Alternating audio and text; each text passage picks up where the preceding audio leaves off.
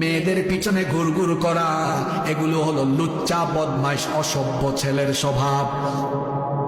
মেয়েদের পিছনে অনেকে আছে ঘুরঘুর ঘুরঘুর করে, কলেজে পড়ে, ইউনিভার্সিটিতে পড়ে।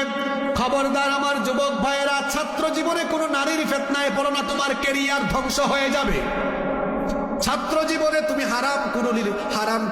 হারাম কোন রিলেশনে জড়ায়ও না, তোমার ক্যারিয়ারটা ধ্বংস হয়ে যাবে। তুমি কেন মেয়েদের পিছনে ঘুরঘুর করবা? এই বয়স হলো তোমার পড়াশোনার বয়স, গবেষণার বয়স।